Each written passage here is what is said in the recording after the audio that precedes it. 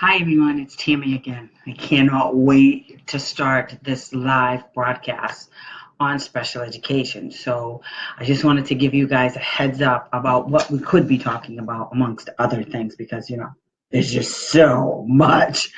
I truly believe that the people are crazy and there's nothing else we can do about it except fight back. Um, we have tools. We have major um, things behind us that can help us win the fight. And that's what it is. And if you don't believe it's a fight, then you shouldn't even listen to anything that I have to say, because when I ask them to provide information or I ask school district to do something, 99% of the time they say no.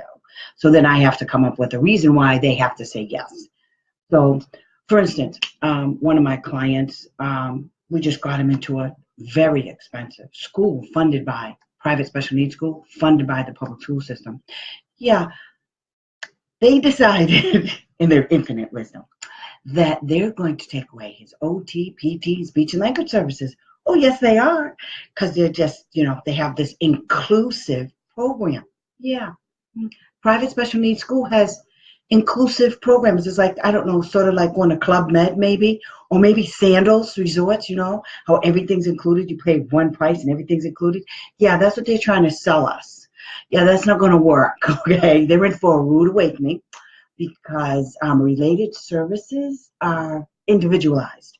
So you can't take an approach and then take related services and then say, well, we're going to give it to all the kids in the school. We're going to give OTPT and speech and language to all the kids in the school. That's a wonderful idea, except for one thing.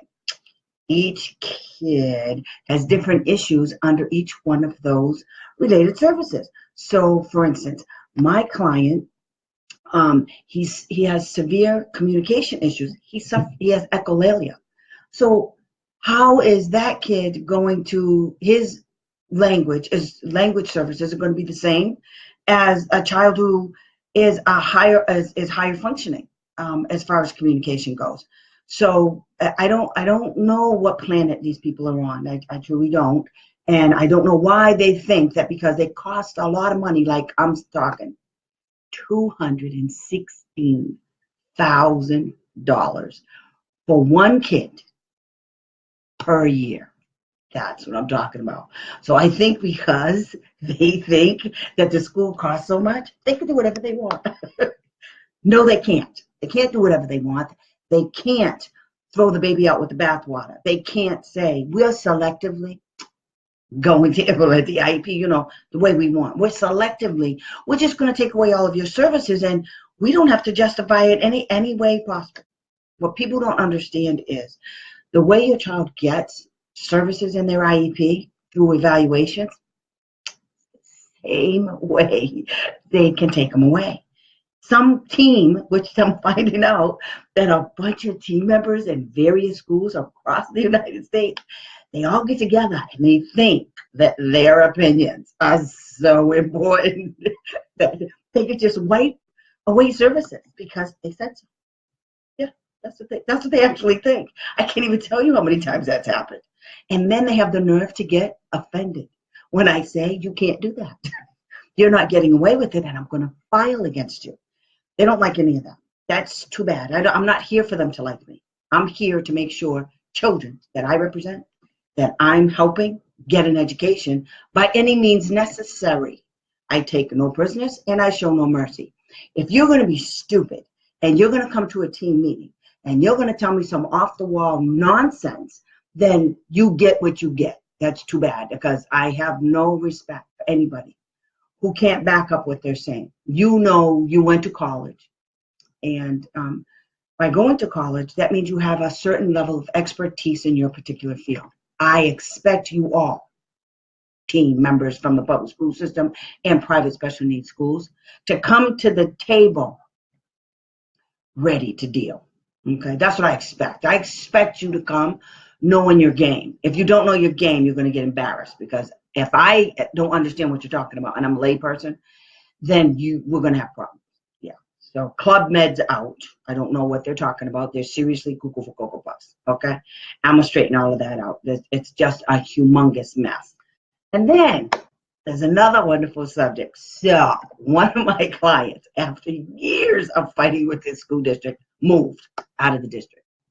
So apparently the new school thinks that when the student transfer in, they transfer out the services that was in the kids' IEP. And they think the same as the Club Med School, that, they can. It's just, they can. There's nothing else to say. They just can. Idea Shamia. They just don't care about any kind of laws. Because you know why they don't care? Because parents don't make them care.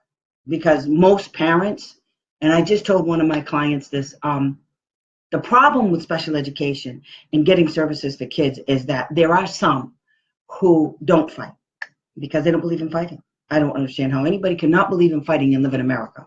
I mean, that's what our country was based on. It was built on a revolution. Britain, religious freedom, all of that stuff. Yeah, it was based on that. That's what our country is about. It's about our rights to fight back. It's about our rights to have a voice, and to change what's going on. So I don't understand how there are people out there that don't want to do this. But, hey. So I have a voice. I'm not only do I have a voice, I'm loud. And I don't know what to do about it. The angrier I get, the louder I get. The more emotional I become, the louder I get. I'm just loud. I don't care, because if you're not following my train of thought, that means you can't hear me. It's real easy. I don't understand. So the whole transfer in, services out situation, yeah, that's, no, we're not doing none of that either. And the other thing is my favorite one, which is all falling right into the same line, is the district makes an offer for an out-of-district placement.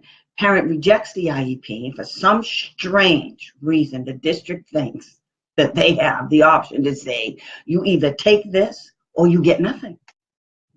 And that's exactly what happened to a little girl in Pennsylvania. Yeah. So they think that they can just say, you have to take this, and or you get nothing. And they don't have to pay for compensatory services. I don't know what their thought process is behind this. And the only thing that I can think of, the reason why these schools are doing this stuff is because the state Department of Education is allowing it to go on. And so my whole theory is, in order to stop it, you got to stop all of it from wiggling. You got to chop off the head. It's like a snake or a worm. Sometimes if you cut a worm in half, it wiggles in two spots now. It just doesn't die. It just keeps moving. So in order to stop the nonsense, what you have to do is build a case against the Department of Education in your state by filing complaints. You just keep filing complaints. And sometimes the school districts will file against you, but there's ways of getting around a whole lot of things. And I've developed strategies that when a school district does certain things, that there's always a plan B all the way to plan Z. See, they're not anticipating a person like me. They just think they get to do this, and then some ding-dong from the Department of Education just says what they say and justifies why the school district can do what they can do. Nobody talks about the law. Okay, when you call the Departments of Education, they deliberately don't talk about the law. They deliberately don't tell you that the school district can't do that. And the reason why they're doing it is because if all of the school districts are reported in your state for violating the laws, then that means that the state's not doing their job, because, hot news flash, the state education department, the Department of Education in your state, they're supposed to be overseeing these ding-dongs in the implementation of the idea. So if they don't, and everybody keeps calling and talking about what the school districts didn't do, then that makes the state look bad, like they're not doing their job. Of course not. Yes, they're not doing their job. They're not doing their job. So these are some of the issues that we can talk about. Consent is a biggie. Okay, consent versus FERPA versus HIPAA. These are all things. Did you know that consent is so important in the IDEA federal regulations that it is listed in all through the regulations, 307 pages of regulations, 537 times? That's how important consent is for the district to get from you, the parent. That's how important parents are to this process, even though school districts don't want you to think so. Yeah, you are. You're important. You're important to your child. You're important to me. And you're important to making things happen to the school district. You're important to the school district because without you, they're screwed. So you guys, can't wait for tomorrow to do this. And I'm just going to keep vlogging all the time. This is so much fun. I love it. So if you guys have any questions, just inbox me or post it on my page. And tomorrow, everybody will be able to ask questions while I'm videoing, and because it's a live feed. And you guys just text your message in, and I'll answer all of your questions, as many as I can. We can do this for up to 4 hours, so we got plenty of time. Not that it's going to be 4 hours, but we have plenty of time to do this.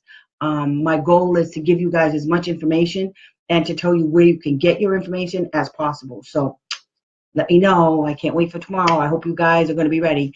Thanks so much and have a great day. Bye.